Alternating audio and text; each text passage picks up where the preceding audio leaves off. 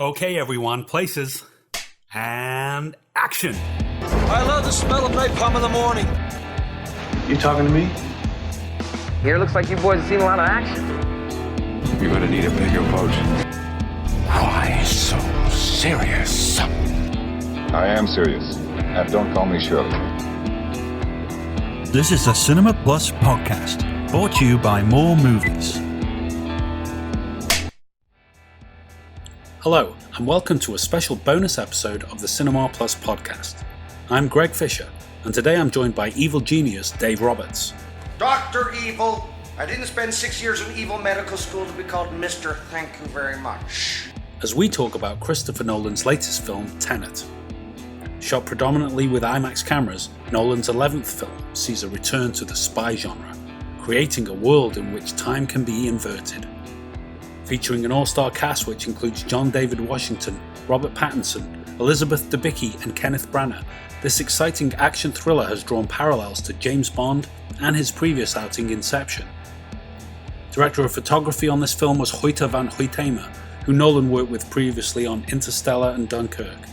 The music this time provided by Ludwig Göransson, which marks the first time Nolan has not collaborated with Hans Zimmer since working on The Prestige in 2006.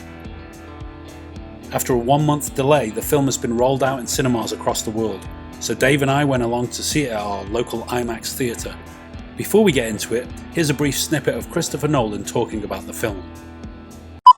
I've always loved the spy genre. I grew up watching the James Bond films and, later on the Bourne films and, the Jean Le Carré and all of these great representations of espionage in fiction, and the escapist component to that, I think, is a big part of that. For me, cinematically, what the spy film always allowed was the idea of international travel, the idea of the glamour, being able to go places in the cinema that you'd never be able to go in real life, and have access to all kinds of extraordinary situations that you get to enjoy by proxy. And that's very much what we tried to bring to Tenet, but we tried to do it with an added science fiction component. We tried to do it with a concept that would allow audiences to approach this in a fresh way. For me, Tenet really is about taking the elements of spy fiction and particularly cinematic, spy fiction, and having new reason to look at them in a different way, taking them and turning them on their heads, really. Okay, so last night we went to see Tenet on an IMAX screen. What do we think, Dave? Wow. Well, amazing. Absolutely amazing. Kind of was very looking forward to it anyway, so I was kind of expecting it to be brilliant. I'm a huge Christopher Nolan fanboy, as you know. Yeah, so you do love it. I had high expectations anyway going into it, and totally delivered on those expectations, in my opinion. Yeah, it was an incredible experience of a film to watch. Something that I'm really glad that we went to see on the IMAX screen for one. And of course to the cinema. I mean, it's uncertain times, and I think, we're lucky enough that we went on a quiet night on a Monday night. We obviously were observing social distancing. We had our masks for areas where we felt we needed to wear the masks, and there was hand sanitizer available, and I mean it didn't feel too full to me. At first we were on our own in there completely, weren't we? And then it filled up a bit. But yeah, it is a film to see on the big screen. I understand people saying they don't feel safe enough to go yet, and that's completely understandable. But I think we were, like I say, we were lucky enough. We went to a place where it just wasn't so busy, and we were able to have a pleasant experience, a comfortable experience watching it. Yeah, I think it's totally understandable. People obviously have their reservations about going out, and of course, as you say, it's totally understandable. But I think they did a really great job of managing the situation as best as you ever could. There was great space in between things. Things were organised correctly. Sure. There was the correct stuff in place. It was good job, Odeon Cinemas. Very good job. Which was the one we went to. But yeah, I mean, what a film. It looked absolutely incredible on an IMAX screen. It's that first watch as well, and when you go and see a film like this that's got so much in it, really, it's kind of like a dream in a way. You remember bits of it, but the further away you get from it, the more the gaps appear in your memory, and you can't wait to watch it again, you know? Absolutely. You know, it is one of them films that it was well worth watching on the IMAX, as all Nolan's films are. He is such a specialist in that arena, and I think along with... Hasn't he done all of his films in IMAX since the Dark Knight films? Pretty much all of them. I mean, they're not 100% IMAX, but they're very heavily IMAX. He used it in combination with 70mm in this particular instance. But it's big. They're huge films visually, you know, and along with Hoyt van Hoytema, who's his new cinematographer. Not Wally Pfister anymore. No, I think Hoyt's done Dunkirk with him. That's right. And I'm not sure the one, but maybe Interstellar as well. But it seems to have moved on a slight bit. And you know, of course, in this one, the music's Ludwig Göransson instead of Hans Zimmer from previous stuff. So it's a bit of a move in the crew, and certainly an argument for auteur theory there as well. Because personally, I don't feel that much of a change. You know, with some directors that like to give their DOP real free range to do their own vision, then you might see a massive change. But I get the feeling there is a bit more auteur stuff going on with Nolan, because it, you know, even the soundtrack as well, it was still very much in keeping with what we've seen from him before.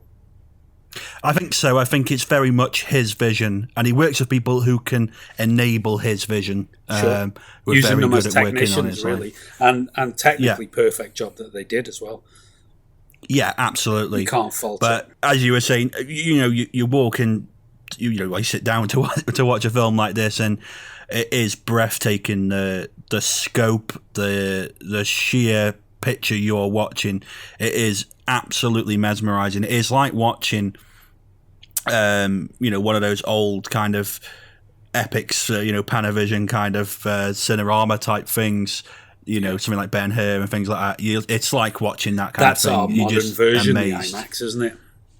It is, and you watch with awe at the absolute sheer scale, but the beauty that is able to be brought through that, because obviously it could be done poorly, but here it's magnificent to view, and used correctly, you know, in each particular scene. You know, it manages to use those big cameras in really unique ways. Really pushing the boundaries. I mean, you can tell he worked a long time on this. When, you know, the last few movies, as you know, we talked about it before, Interstellar is not my favourite of his films. Although I do respect it and I do like it, it's just not my favourite Nolan film. And then there's Dunkirk, which I enjoyed, but that was very much a departure. A welcome one in terms of what Nolan usually does, because it was interesting to see him tackle a Second World War story, and particularly a British Second World War story.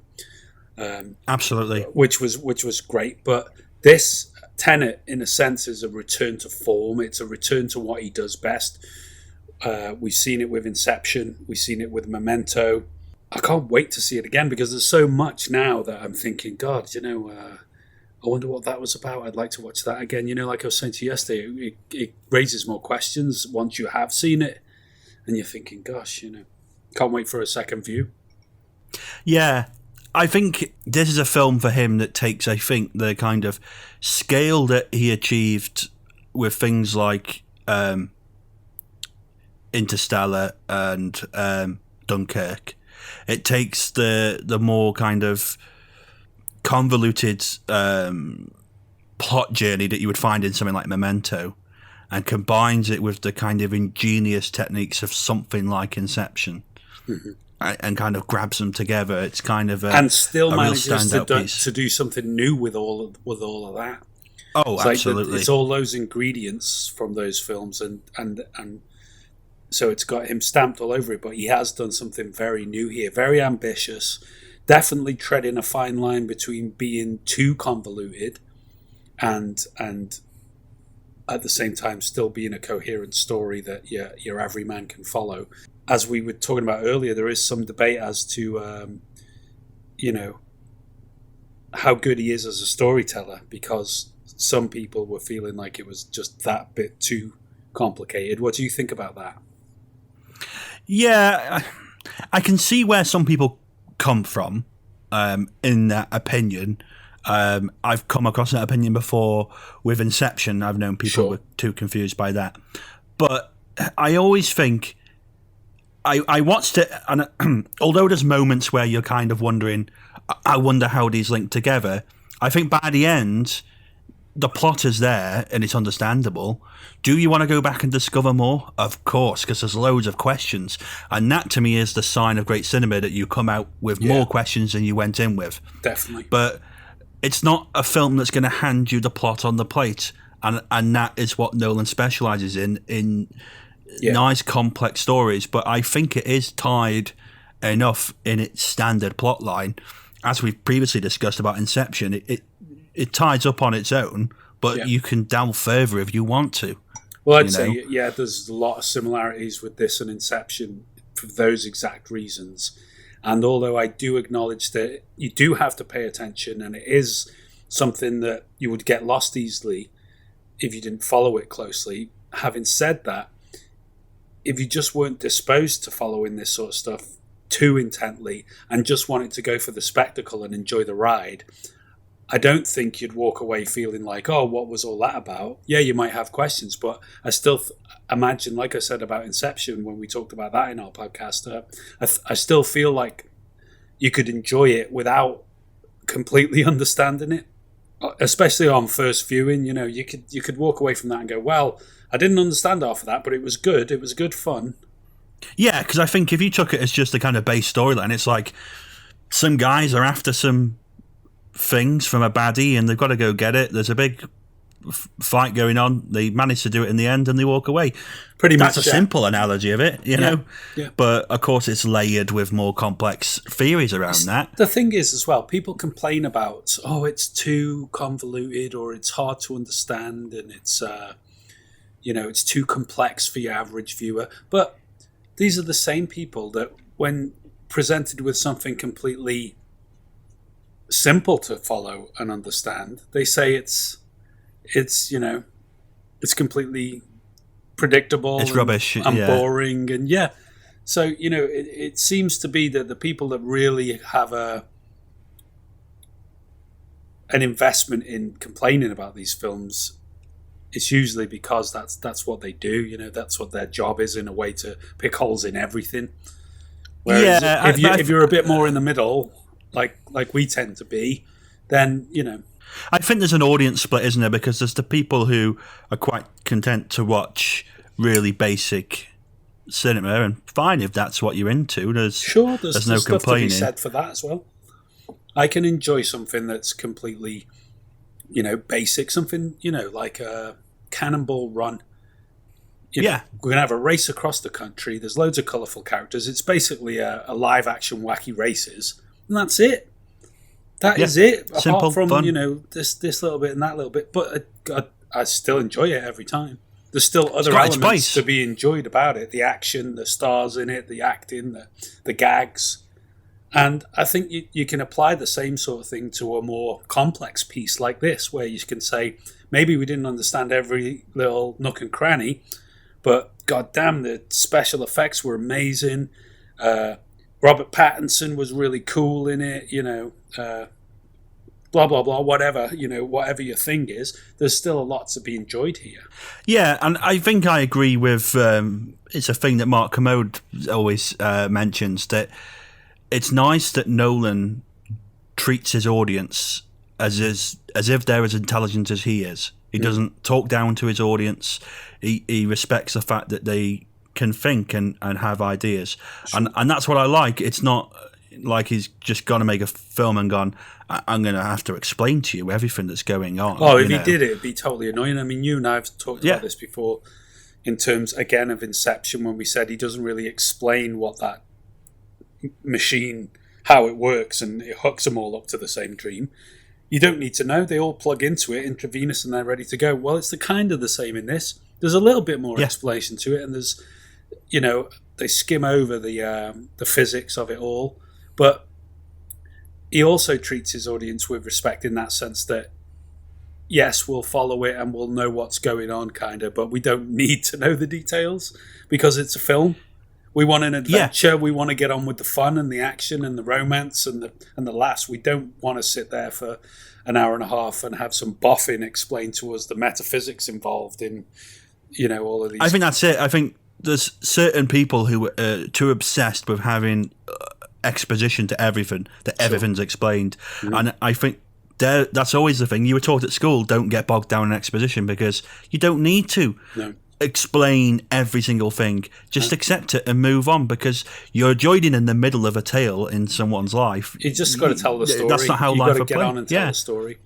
And he has his devices, and that's good enough. They're cornerstones for each part of the script that we can follow and we can enjoy. And the minor details only could bog you down, really. If anything, there's he packs so much into this film, so many little intricacies that they're there for the fans like us, for the people that are going to watch this film 10 times, 15 times, 20 times.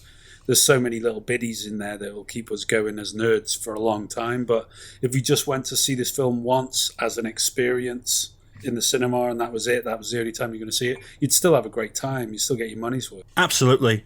As I said, coming out, there was all that talk, last year about Nolan perhaps doing a Bond film.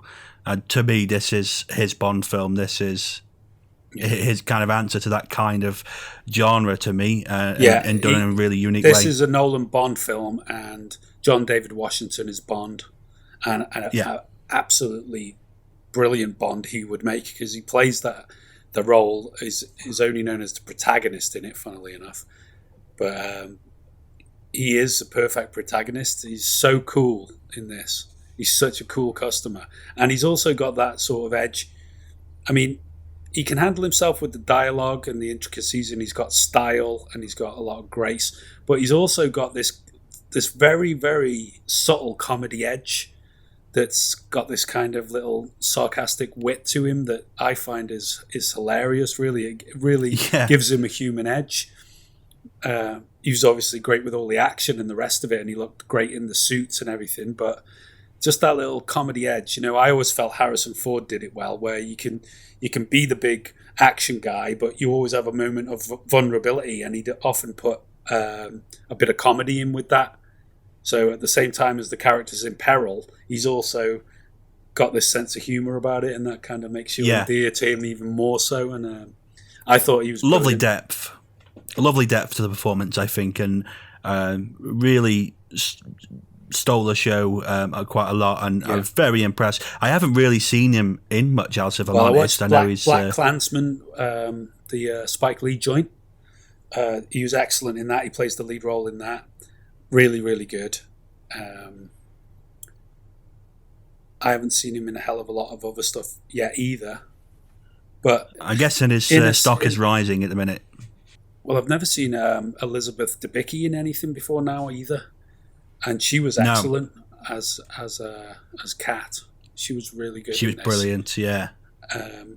Pattinson, I've seen a few more bits of Pattinson, but only in recent years. I've only really watched Robert Pattinson in the more recent stuff, The Lighthouse, Good Time, the Safdie brothers film. Yes, I need to get to watching them. I've heard great things about them. Oh, brilliant film. But, yeah, brilliant films, both of them, I should say. But, I mean, I'm not really... I think he was in the Harry Potters, wasn't he? Or one of the Harry Potters when he was young, and he was obviously in the Twilight saga, but I never watched any of those. So I'm only really getting to see his work now. But those three youngsters there were excellent in it, just excellent. They were...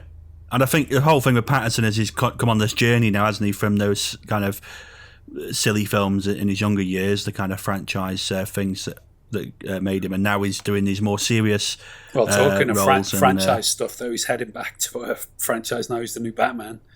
So yes, but a bit more adult, obviously, than than what he was doing before. I'll tell you though, talking of stealing the show, for me, the showstopper was Kenneth Branagh as the villain. Absolutely. Andre Sator, what a great performance! What a performance! He just brought so much to it. He just so much experience and years of excellent acting built up in him that he was just all over this role. Do you know that bit where she starts? You know, when he takes her into that kind of warehouse place at the docks and all those guns are on the table, and she pulls the piece on him. You know, just before that, and he turns around and he does that. I'm a tiger, and the minute you stop admiring a tiger, it turns. I just thought, look at this guy. This is a guy who's played Hamlet. This is a guy who's played Iago, Henry V. All of these great Shakespearean characters of gravitas, and all of that brought down to this like son of a Russian oligarch character. Wow! But that moment made it so real. That moment was so Shakespearean, though, wasn't it? The tiger kind of scene. It was reminded me of the way intense kind of turned into a tiger from a calm, collected sort of. I just don't want to even get with that fantastic. Because that's his whole thing Russian about his accent. pulse. The character's got this thing about my pulse never goes over a certain beats per minute, and then he just turns around and he's raging for a second. It's like wow, he's only a small guy, and she is so tall. She was towering above him, but as soon as he turned around in a rage, he was the power dynamic just changed, and it's like wow. And because I've seen some criticism of his accent and stuff in it, but I thought it was I seen that remarkable. The same thing was said of Robert Pattinson's accent in The King, because he played the French, the Dauphin, the Dauphine, the French sort of prince. Oh yeah, the Dauphin, Dauphin. Thank you, and. I thought he was good. I thought he did a great job of it. But people like the same bunch again. They'll just criticize anything. See that anything, yeah. I mean, for me, a bad accent was Gary Oldman's German accent in that. What was that tax haven film we watched with Meryl Streep? I can't remember what it was called. That was a Netflix job as well. But Gary Oldman's German accent in that was grating. It really annoyed me because it was like a Peter Sellers. It was like, yes, this is very comical accent. Really overstated and just a bit wrong. Like, but I thought Branagh in this was subtle. Yeah. I mean, he's a Russian bad guy. That's how he would sound. He would have this Russian accent. It wasn't just like a Bond villain. Yeah. I don't think he over-egged it. Well, this is the interesting thing as well. I thought it was Nolan's Britishness having a stab at the Russians, talking of political economy of the film, because these kind of mega-rich Russians, like, Abramovich or whoever, these kind of guys, these oligarchs, some of them are really nasty gangsters, do you know what I mean? And in a sense, in that way, it was a very good choice to have that kind of archetype as the bad guy, because we can all join in disliking what these shady Russian characters are up to when people are getting poisoned left, right, and centre by their government and stuff. They're still, in a sense, got a shady reputation. I think as well, it's that kind of classic archetype of cinema from a time gone by, which is easy to get into. Yeah.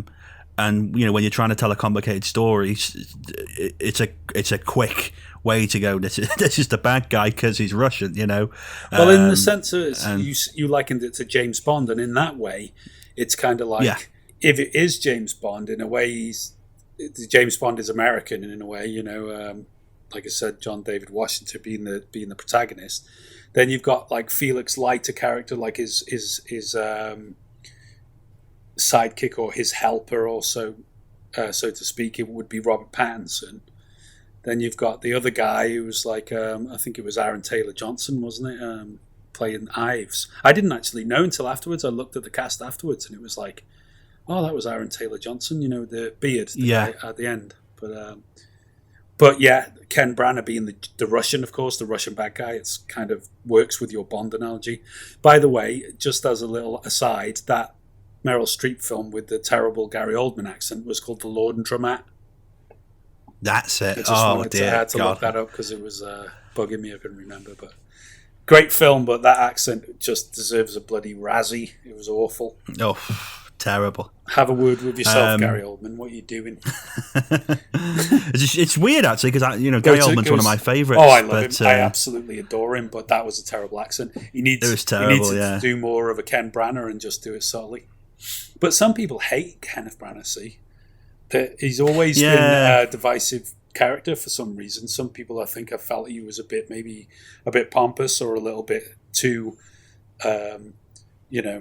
aloof or a bit of a lovey. He had a reputation for in the past. But God damn it, I always respected him for being such a great actor in terms of, what he hasn't done for Shakespeare for my generation.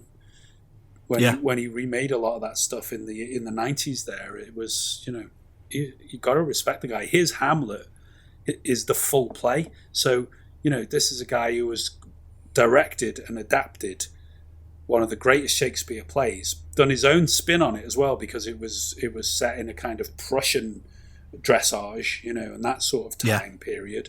And he did the full shebang, which is like 4 hours long almost. Yeah.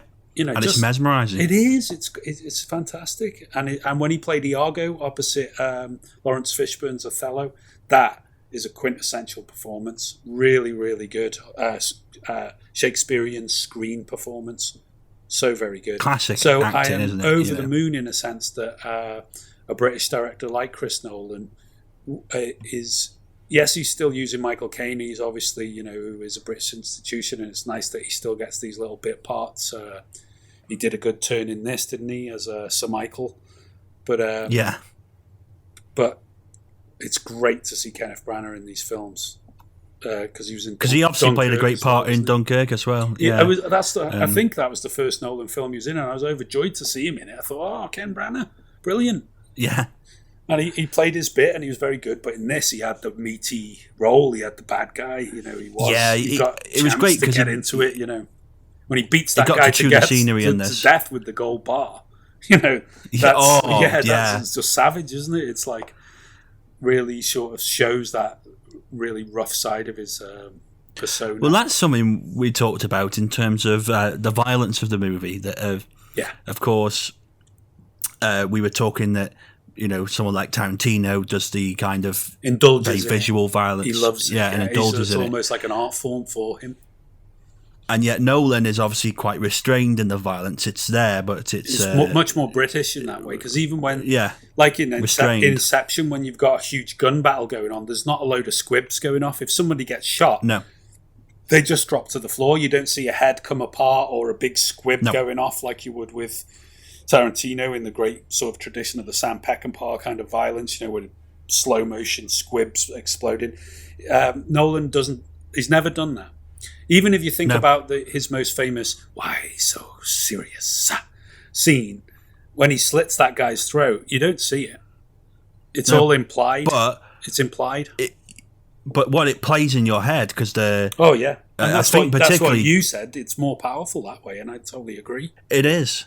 And I think particularly the sound design works really well with it because there was moments in this. That's like a cue. It's a cue to it. Yeah, and there's moments in this where I was... moment with the Joker as well, and he says, "Why so serious?" And it cuts away and you see someone's reaction, but the sounds go dum-dum-dum. And that's and that violin, in a sense, that's the motion of him slicing the guy's throat. You don't have to see it, but you feel it. You feel it through the other guy's reaction shot. It's like, ooh. Because there's moments in this where I'm sitting there, and you're not seeing anything, but you're wincing and you're going, oof, There was a moment like that, brutal. Particularly at the start, where the guy's extracting his teeth. Oh yeah, but you never see it. You never see a tooth getting extracted like you would in some other sick. You'd see this like, oh, you actually seen the roots come out of the gums there. But this was more like. No, it spares you it, but it's all implied and it's done in such a way that, you feel it. You have to use your own imagination, and therefore it's twice as bad in some ways. But I respect him for that. Obviously, we were talking about the fact that will keep the age certificate down, so more people will be able to go and see it, and it's a smart choice in that way to do that. Absolutely, and it doesn't. doesn't put that emphasis on the violence that someone like Tarantino does, because Tarantino's telling a story, and then, however, it always ends in a bloodbath with Tarantino, and that becomes part of it in a sense. We're looking forward to the bloodbath with Tarantino because we know he's going to do it better than anyone does it. If you're going to go and see a bloodbath, go see a Tarantino. That you'll get almost an artistic rendering of the red mist flying everywhere and blood splattering the walls. He loves it, but with Nolan, he's just not interested in that. And it's really powerful for it. Yeah, really impressed as well. As we've talked before, that he's not a man for CGI. He's not a man for post-processing. He likes to shoot in camera as much as possible. There's only about 400 shots or something like that in this that are actually processed in that way. So a lot of it's done for what real. Was that thing that was said, we read the other week, it said there was more CGI he said there'd be more CGI in your standard rom-com than there is in Tenet.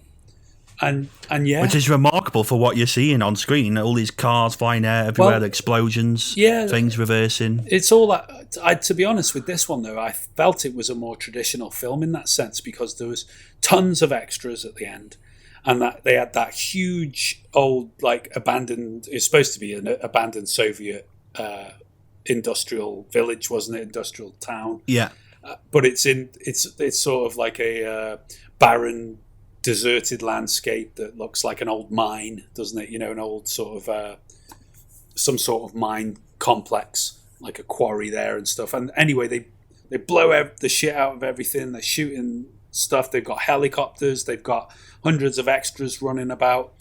I didn't really feel like there was anything in this film that required any CGI, and that may be why it was down. Whereas in the past, things like, well, even with Inception, there was CGI in that. When the city's bending over itself and stuff, you kind of need to use some sort of computer-generated graphics. No choice in the matter, yeah. And he did it. When they did it, the use of it was brilliant. And I'm sure the same in this. It was with this film here, but I felt like it was a kind of film that there just wasn't that much in it that needed any CGI. It was traditional action in a way, like you said, car chases and explosions and stunts, jumping off buildings, jumping back onto them, and I mean that bungee scene that was cool, because you've never seen that before. You've never seen anyone bungee onto a building. Oh, upwards, yeah, it was stunning, and that's perfectly goes along with the film that everything's inverted in a way. So whereas we usually jump off a building with a bungee rope attached, instead they were firing the bungee rope up and then getting elasticated up to the 7th floor or something. But yeah, good fun. And the car sequence for me was like, that was the pied de resistance when that was happening, because I mean, as I've said before, I love car chases, and that's this probably was done, where the CGI was done, if anywhere. Yeah, and I mean, but it was there's obviously the traditional elements of it, and it was so gritty all the way through. But when they came back to it, obviously when they go back through the inversion process, that's the moment I was like, that's where the film, this is clever. It comes to a head when they have that motorway chase, and then that leads to them being taken down to the docks and stuff like that, and that's where and they find out about the algorithm machine, and that's where it started to get like, oh, hang on, what's going on here? Need to pay attention now, because this is the important stuff, and there's 2 lots of them, and they're all passing through this machine one way or another. It reminded me of The Fly. Do you remember The Fly? He's got that 2 modules, and he goes in one and he's supposed to transmute and come out the other, but a fly goes into one of them by accident, and it was kind of like that, wasn't it? It was. He was, you go in one side and come out the other. It was really simple device in that sense. He didn't go into it too much. It's not like Star Trek where you see them disappear into a starry haze and then reappear. It was just go in one door, come out the other, and you're inverted. What I love as well is having had a chance now after watching it to obviously read up on some stuff about the film, is the clever details that are used, because I think we were saying how the lighting was really beautiful in the film, especially in the red and the blue. The reds and the blues. And apparently, I I can't remember which way around it is exactly, but that's red something is to do moving with forward our way, I think, and then blue is blue the is inversion, backwards. because if you think at the end, John David Washington was on the team with the Reds, and he was in the standard timeline, so to speak. Yeah. And it was Pattinson's character with the blue that kept. He was on the inverted team. But apparently, that's an actual thing in light spectrums where stuff going from left to right in linear fashion is red, and when you have it going back the other way infractally, it's blue. So it's a real science and this behind again it. goes back to the red pill or the blue pill, and it's the same. That's the same influence. Same thing, on that. yeah. In a It's sense, genius, it's really. it's the coloured version of black and white. Yeah. I know that sounds a bit like what the hell But the is this inversion, Tim it's the talking about? inversion, But isn't it? that's what it is. Yeah, it's Yeah. the one way or the other, AC/DC sort of thing, you know. And I love But direct current will kill you. Don't put your finger in the socket, kids. But I love the idea of inversion, and I you know, going into the film not knowing much about it, I didn't even because the trailer didn't give much away in the first trailer, and it was just quite exciting to find out what it is. And it gave you a taste, you know, Yeah. of what was to come. You think, great, I don't know what this is, but it looks very Nolan. But then And realizing that's all when the trailer should do. I was going to say, you know, that's all the trailer should do. yeah, Shouldn't absolutely. give too much away. But when you'd mentioned just before we went in, oh yes, it's a palindrome, I was like, oh yeah, that's really clever, genius, and that starts your brain ticking as you go through the film. And what was even more so is it's a palindrome, but it's also the word 10 both ways, meeting in the middle, and that was the real clever part. Once you see the film, that the last 10 minutes, you know, that last 10 minutes, and it was almost in real time, 10 minutes one way and 10 minutes the other way, and they meet in the middle, and it's kind of like, oh my god, that is clever. But then it's to real find smarty out, pants cinema. But then to find out that one of the kind of bases for the film, really, one of the key influences was this thing called the Sator Square, which is a Latin block of 5x5 letters. And the words are Sator, Arepo, Tenet, Opera, Rotus. So Sator, Rotus is backwards, Sator backwards, and the thing is, Kenneth Branagh's character was called Sator. Sator, exactly. Arepo was the art dealer who faked it. The opera house, and then Rotus is the shipping company, and where they go to the docking bay, and it's all a palindrome. And you're like, you clever little. Yeah, it's a headbender. These are the things, you see, when we watch it again, these are the things we'll be gleaning from it, and we'll be going, oh, yeah. Because there was so much going on that I was happy to just kind of go along with the ride and think, well, that's for next time. That's for next time. Because you have little questions, because I have things like, well, hang on, if that's happening, why is he driving forward there then? What's that? And you think, got to let it go. Don't concentrate on the small details too much now. Enjoy the ride and come back to it afterwards if you really want to do a deep dive. Yeah, because I think the moment that happened for me was when they went back with Kat to take her to the docking bay. The whole thing there is the ambulance drivers, and that whole sequence plays out, which was amazing that he's fighting himself. You could see that coming after a while, but it was still satisfying that's what was really satisfying. I actually thought, though, we were mentioned afterwards that Robert Pattinson's character Neil, when the helmet comes off the character, I actually thought that was going to be himself, Pattinson's character, and that would be the way he would die. So did I. When it happened at the start, because it doesn't show you who it is, who he's looking at. The look on his face, I thought to myself, that these two guys, it's going to be them two. And I thought that was. And he didn't realise it was just the protagonist, but I thought that was so clever, because because when he runs into the machine and he comes out the other side, that's like, wow. Because when it happens the first time, they both happen at the same time. I also thought, like, because obviously they'd said if you see face to face, that's your annihilation. You can't see face to face. That's when I thought, oh, he sees himself. Is that going to be the end of that character? That's the way they're going to write him out of the film, kind of thing. Which obviously isn't the way they went. One bit though, he said to him, "Don't, if you encounter your other self." There's that whole paradox that if you the particles will go crazy if you sort of touch one another. And then afterwards, he had a fight with himself, and none of that happened. So it was kind of like, oh well, okay. You let that go, though. And there was yeah, exactly. There's certain bits you have to let go. And there was one moment when he was inverted and he ran through about 3 corridors without his oxygen mask on. And I thought, oh, come on. That would because, they couldn't breathe any of the air once inverted, could they? And he did get his mask back on, but I thought, well, you got, like you said, you got to let these things go. You're there to enjoy it. Exactly.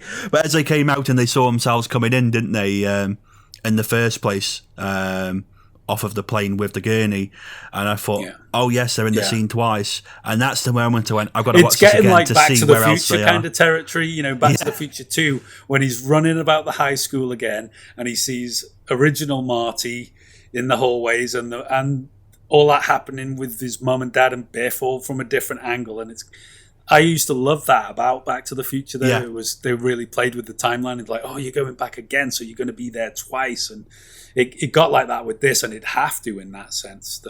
Which made me think I got to watch it again just to see where else they appear in the film in the same time that you haven't. Oh, noticed, well, this is it. There's going to be so many moments of, oh look, yeah, oh wow, loads of stuff we didn't take in. You can't take everything in the first time.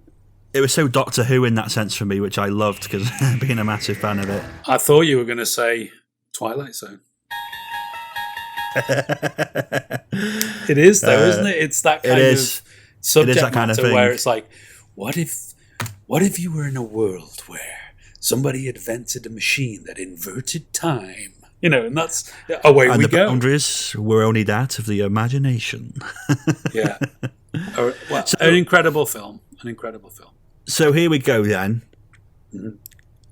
The big theory out of it, which I mentioned when we came out, that clicked in my head as we finished the film. I sat with my jaw hitting the floor for a couple of minutes. Do you reckon, as the theory going around the internet says, that Robert Pattinson's character, Neil, is the kid Max? I don't think so, no, but I wouldn't rule it out either. I don't vehemently think it wasn't so. And if it proved to be it was so, then, oh, wow, yeah, well, look at that. Because the theory going around is... I just don't think it... go on then, you explain it to me, I'll see if it... So I mean, when it finished, it's because the scenes were so close together of him saying, we'll meet again, it's the end of my story, but it's only the beginning of yours, and we're going to meet again, but it'll be a kind of past version of myself. Yeah. And obviously then it plays out and he kills the Indian lady and all that in the car. And then obviously the last scene is him as he stares at him. And it was the blonde hair that then clicked in my head of, kind of a similar haircut. So the theory going round as well is that Max obviously is short for Maximilian. Yeah. If you reverse the last 4 letters of Maximilian, oh God, that's Neil. No, this is no. If anything, now I'm even further away from thinking so because that is. I don't know if it works. Oh, that's too much with the Maximilian name. That's like clutching. They're really reaching on that. And to just say, well, he's got blonde hair and he's got blonde hair. So, fuck off. Come on. But I think people like to do these little things, but. I think it's got just as much validity to say, is that little boy actually Bruce Wayne? Ooh. Which, of course, we know he isn't, but there's that whole thing of the one question I kind of had in it was how aging works in it, because it's never really touched upon, if they're back and forth and jumping between them, how if they can age or whatnot, I felt like it didn't really need to have any of that, and I thought it was a really not really self-contained film in the sense that the wider story or the wider universe of that film is unimportant, because the only thing that's important is that protagonist story, and it is a closed loop, and it is so succinctly done and cleverly put together. They should never make a sequel. They should never touch it again. It should just be a standalone and one that goes in that canon of great original work by Nolan. Like I say, that'll be up there on the shelf next to Inception, as in, you couldn't really pigeonhole them to a genre, but if you wanted to see 2 films that were similar to each other, or at least to some degree, then totally agree. These two. I think because obviously people go, well, you could have sequels and stuff. I don't think this is a film that works perfectly on its own. We said it ourselves. You totally could. You could have that whole story, but I don't think it should. I think it should just be a self-contained piece. And someone like Nolan, he's good enough to go away and dream something else up that also would fit into this unique auteur genre of his. Keep just doing that. Keep playing on it. Keep expanding on the idea of time and playing with it, because he's done it in so many ways, and he keeps coming up with original stuff. And I feel he's maturing as a filmmaker. One thing we haven't talked about that we did mention as well is similarly to the latest Tarantino, we both felt that this film, it let a little bit more personal emotion in, especially in terms of the relationship between Kat and Sator, the husband and wife dynamic there, and the little boy, of course, as well. There was more sort of deep emotions running throughout. Yeah, I think, Nolan's always dealt with humanity very well, I always felt. Even in something like Interstellar, there's a great humanity to what he does. But it's usually a more larger spectrum thing, and not so much about the personal relationships as much, I always feel. Yeah, I always find it's a more scientific humanity. Yeah. Whereas even though he does, sorry, go on. Yeah, just saying that this has got a bit more to it in that way, and it really impressed me that he went down this angle of the kind of domestic abuse kind of storyline between them. Because one, it's something that's not touched on as much in big cinema and stuff, in big pieces like this, and it's for him as a storyteller, I think it was a really different story and a really engaging story. Well, if you think about it, in Inception, that really worked. Cobb and Mal have got this. It's a deeply loving relationship, but it's fundamentally flawed in that they get lost in that dream world. Sure. And then the relationship crumbles and breaks down and ends in tragedy. Whereas in this one, the like you said, it's domestic abuse in a sense. It's like I said, what he did with having that Sator as a sort of Russian oligarch bad guy is he made it quite real, quite plausible, quite realistic in that sense. For all the other elements of the film that are completely unrealistic and science fiction, that rooting of that was quite a realistic element. And then to have that angle of him being abusive and her being, it's like the old Bond trope, isn't it? They're always tied to the villain they've got some sort of dirt on them that means that they're at the beck and will of the villain for some reason. And of course, in this case, the added investment of having the child as a pawn in the game made it all the more emotional in that sense. And I thought that was an interesting area for him to move into and to explore, because it was quite powerful. Some of that stuff you really felt for Elizabeth Debicki's character there, because she was caught between a rock and a hard place. Like, the most powerful evil villain on earth is also the father of her child. How'd you get away from someone like that? How'd you escape from someone like that, Well, that's exactly it. But the kind of... I always think with Nolan, and obviously it's a more of a personal story going on here, but what is to say, he always does humanity quite well. And I think that really helps when you're doing a high concept idea, playing with time and dreams and memories and all these kind of different things, that you need that grounding somewhere that you can believe it, because it helps sell the rest of the idea. If it was just the gobbledygook, you might not buy into it as much, but it's clever enough to ground it in something where you can go, well, that's I get everything else. That's exactly what he did to Batman.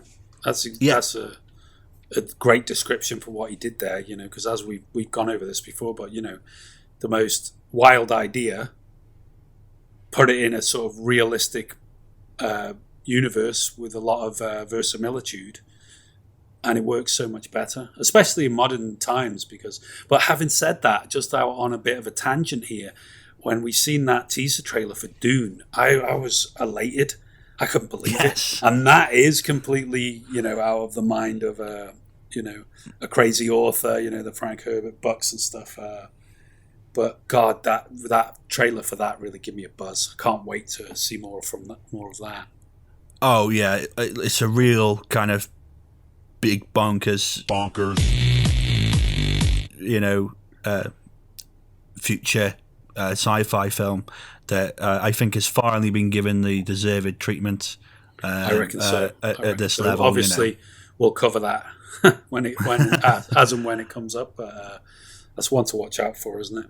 I have a feeling a lot of these films that are now getting released while we're still in the midst of this pandemic, I feel like in the future they will get re-releases when things get a bit safer and the threat of the pandemic is lessened and we go back to a world where we can mingle a lot easier again.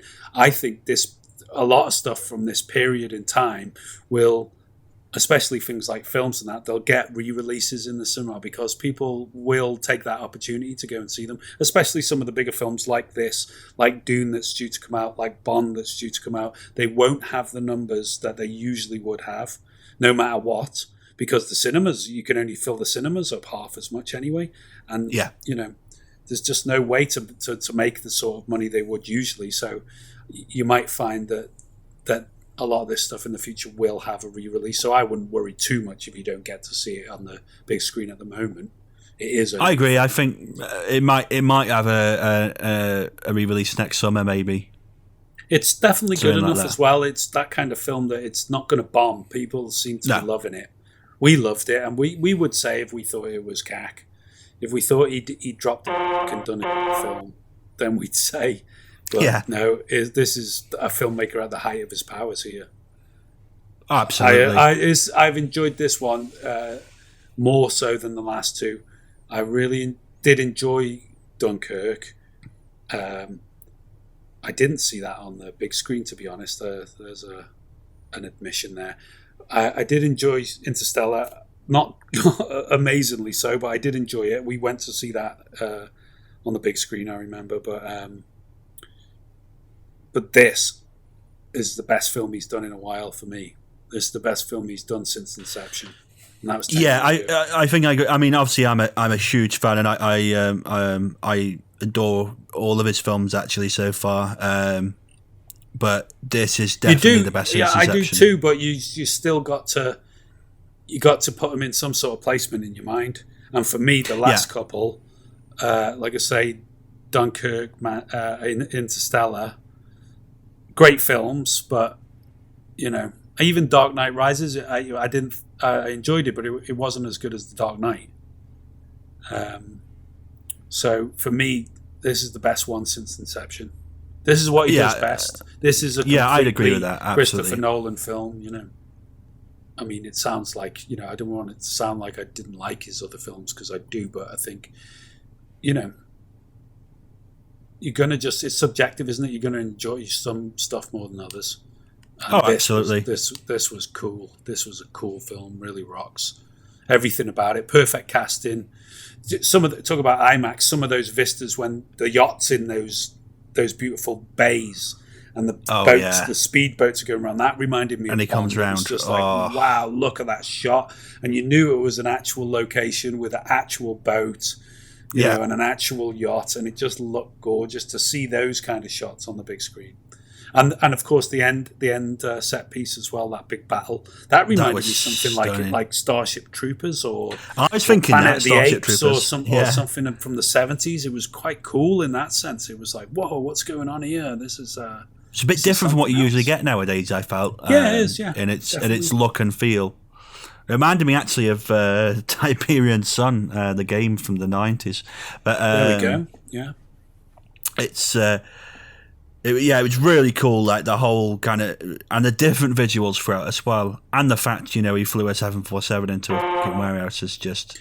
Oh, we didn't even cool, talk about that. That was an incredible piece. That was just you just soaking it in when you're watching it. Your eyes are drinking in the picture. It's just like, whoa, because it is a full-size plane into a full-size building. It's done for real, folks. It's like, oh my god, And now we know where the 200 million budget went.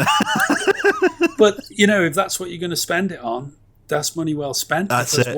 What a spectacle. What a thing to witness. It's worth like, every penny. Definitely. I mean, reminded me of him when he blew the hospital up for The Dark Knight, you know, doing it for real. And it's just like, you can't get better than just doing it, you know. And it's like, wow. Sure. But yeah, Himesh Patel was very good in that scene as well as the kind of fixer, you know, the man who can. It was ace to see him in it. I thought he played a really good role. Lovely role. I loved him in Yesterday, and he's great, isn't he? Yeah, a lovely little role for him there. And he was definitely the best dressed character in this film, apart from, of course, Elizabeth Debicki, who was just dressed in the greatest clothes ever created, and she wore them so well. But he had such style. You know, that sort of 70s shirt and the leather jacket and everything. I thought, what a dude. This guy is such a dude. But yeah, what a cast. Brilliant.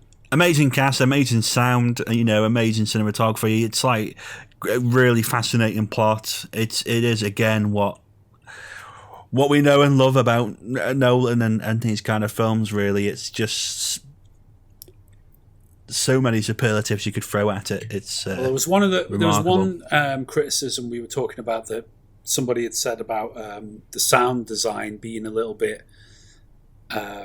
crushing some of the dialogue out, distorting some of it, and you couldn't make out everything. And there was one instance for me at the very start where they said something and I couldn't quite hear it because the explosions and everything that were going on in the background, the gunfire was so loud, I just didn't quite make out what they said. But as far as I can remember, for the rest of the film, I didn't have that problem. I felt like I could hear everything else, so I don't really, you know. No, and I mean, there was moments where you kind of, it's hard to understand, but it's deliberate, like with the reverse speech in the sequence where they're, you know, the two windows, and he obviously shoots. Yeah, but there's a difference between not being able to hear it and not being able to understand it, and I could still hear all that stuff. You know, I thought the sound design was right. I think the only thing, as we had a discussion about it, was perhaps too loud, and maybe it was the cinema screen itself. But yeah, just that will be the particular theatre that we were in, just having it at that certain level. I mean, it is just that one notch or so too loud. It's like they've got Nigel Tufnell's guitar amp. They turn it all the way up to 11 when it would be totally fine to watch it at 9. You know, 9 is enough, guys. 10's there if you need it. 11's for crazy people, and that was an 11. And you just do think, God, this is super loud. But in a way, not doing your eardrums any good at that volume. You know what I mean? No, but in a way, that first opera scene, obviously, which was probably the loudest part of the film, it felt like you were there. Like the whole thing was quite an oral I think experience. So, but really. I don't think that's a result of volume. I think they could still achieve that effect just a couple of notches down. Yeah. That may be because we're getting to that age where we're like, oh, turn it down, it's too bloody loud. But I just think it was just that one or two notches too loud, and it still would have been very loud a couple of notches down. But anyway, it's a minor criticism. We got through it. We're slightly deaf on one side now, but otherwise, worth every penny. So there we go. There's another film bites the dust on the Cinema Plus podcast. Let me know what you thought of this film with marks out of 10, Dave Roberts. Well, you know, it's interesting because obviously it's early days for giving ratings usually. I always like to watch it a few times for things and let it soak in. But if I was to say initial reaction, my initial gut reaction, I actually probably think this is a 10. Oh my God, really? Yeah. Jeez. I mean, that's like saying, you know... I think it'll buffer between 9 and 10 for me. Well, I agree with that side of it, but I've given it an 8 with the option to go up to a 9. So we've swapped round, really, because you've gone in full guns blazing with the 10, and I've been more reserved and said, oh, it's an 8. Because I gave Inception a 9, which is a very, very, very high score, because I hardly give anything a 10. And I've settled on an 8 for this, with wanting to see it more times, and it probably will go up to a 9 at some point. but it's certainly up. 8 is an amazing score anyway, as far as I'm concerned. A very solid film, something very watchable, something you'll return to, something you won't regret having gone and seen. If you enjoy these kind of films, these sort of actioners, these big budget things with, or you enjoy Chris Nolan's films, you're going to love it. You know, I mean, just tweeting about it today on our Twitter, you can just see a load of fans of Robert Pattinson just loving it, just because Robert Pattinson's in it. So there's star power attached to it.